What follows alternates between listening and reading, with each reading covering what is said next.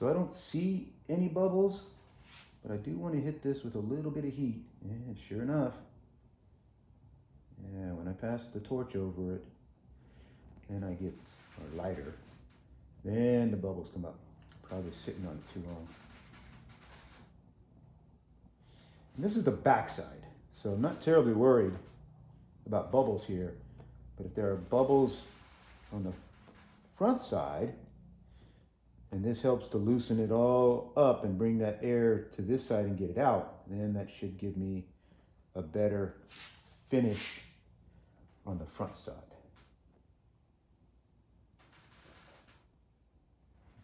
Okay. Gotta be careful I don't deform the mold.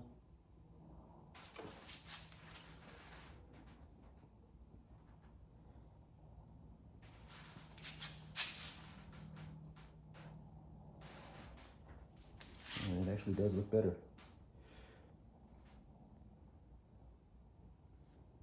And now I'm starting to pull bubbles up.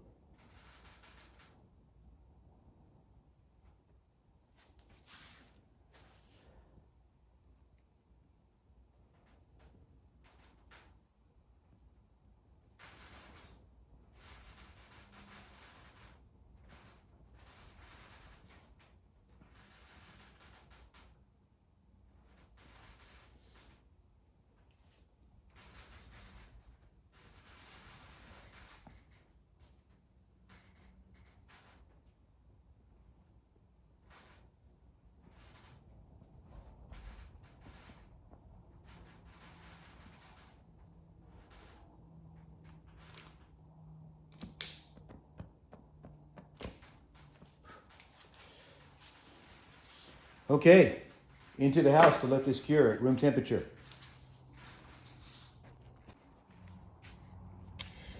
So I'm getting ready to do the opposite squares on this board. So the black came out pretty okay. There's a couple of imperfections that, since this is the back, it won't really matter.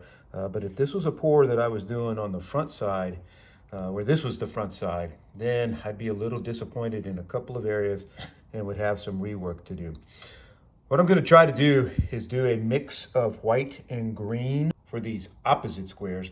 So I'm going to mix up some clear, pour off a little bit, and then the majority of my resin is going to be white, and then that small amount that I poured off, I'm going to try to color with the green. What I have discovered with making the chess pieces is that if I mix an epoxy that has sand or powder with another epoxy that does not, then the epoxy with the powder is going to push the other epoxy out of the way.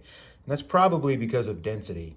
So if I use the white powder, which is about the only way I can get an opaque white look, and I use the green dye, which is the color I want for the green, then there's, I think, a very good chance that that white powder is all going to settle down to the bottom, which the bottom of this is actually the front of the board, and then I won't see any of the green at all. So I'm going to have to use a green powder for my green coloring.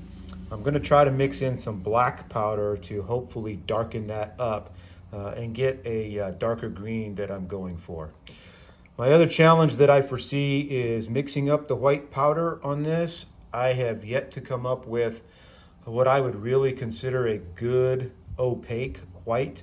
So hopefully I use enough powder to make that come out the way I want it. So I mixed up my epoxy. I poured off a small amount into my little jar here. Now I've got my white powder in here. I put quite a bit into it, so I'm really hoping I hit that opaque appearance.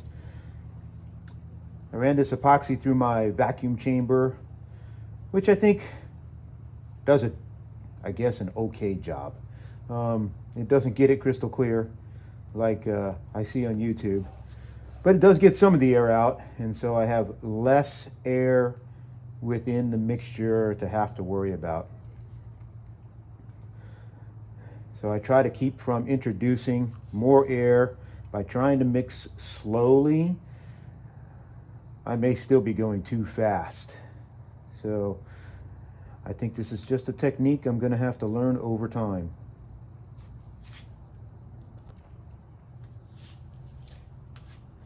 Now I'm mixing up my little jar of green and black, and inside it sure looks like it's coming out with a pretty neat appearance.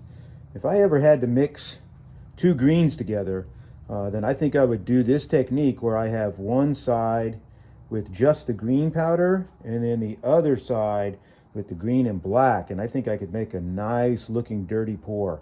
I always thought it'd be nice to have an epoxy appearance that looked like a malachite, one of my favorite stones, and this just might be close to how I would get it.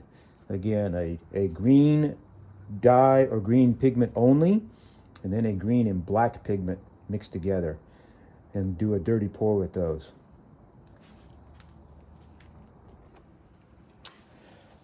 So I don't really have a good clue as to how I'm going to do this. What I want to do is have this to be mostly white with a little bit of green ribbon, but I want a little bit of randomness with that. So I'm just going to start pouring the white, come across with the green, see what happens, maybe do a little bit of dragging, and then a whole lot of finger crossing.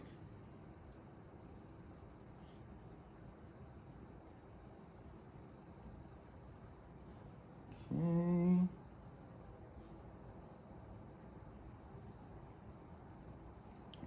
I think I'm going to have to fill in the white a little bit.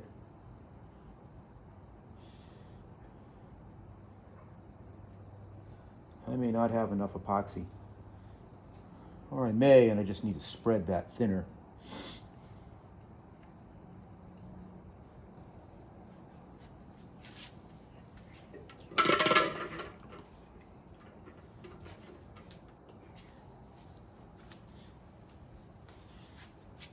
Got a handy little blade here. I think I can use to get this white everywhere and cover my work surface.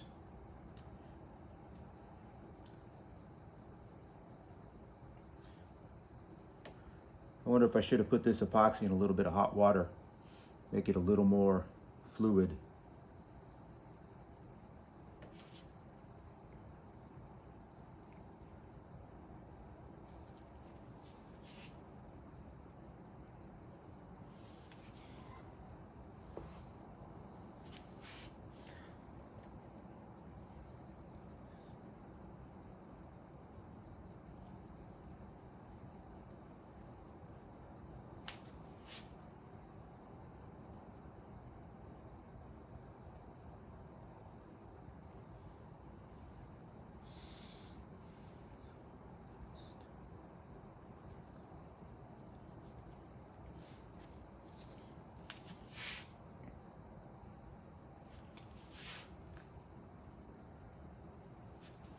I may have to make up some more epoxy here.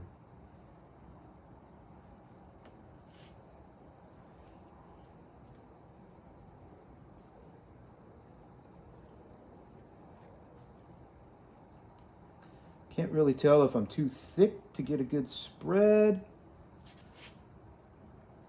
or if I just need more epoxy.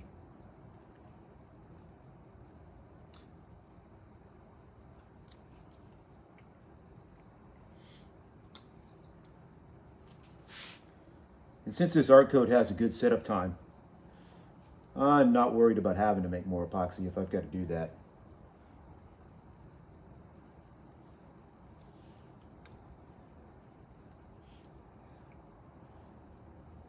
Yeah, I want this backside to be kind of flat, and while this will self-level, I don't know if I've got enough to fully fill in the gaps. So definitely make some more epoxy here.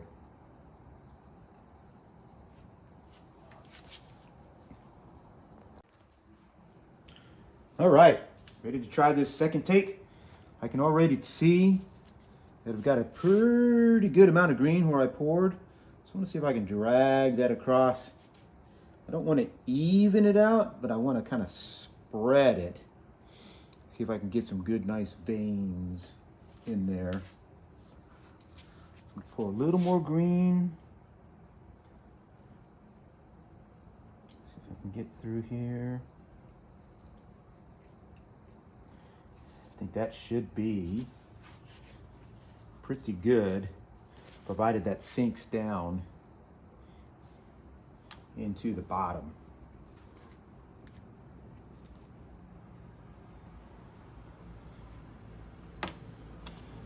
Now I've got enough white.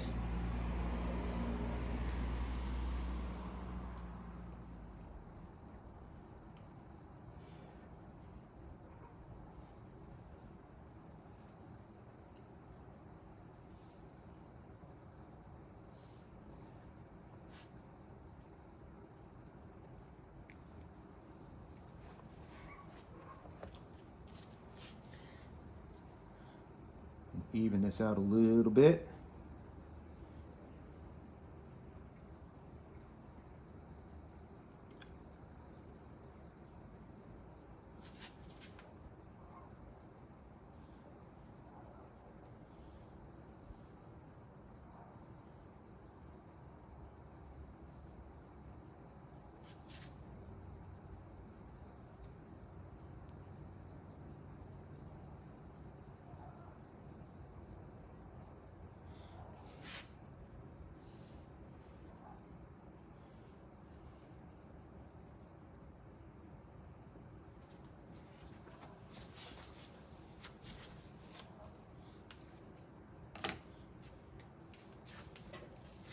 I know that I have to get bubbles out of this back end, but I figure if I get bubbles out of this back end, then the ones on the front end will have an easier time climbing up, getting to this side.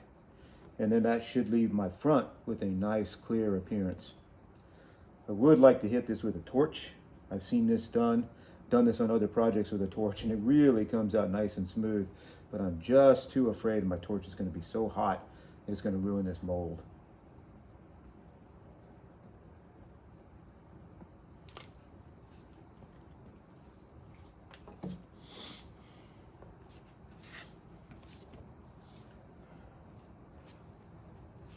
Go on just a little bit more green over here. Put this on the back side and just kind of let it sit, hoping that it sinks in. We'll see what happens.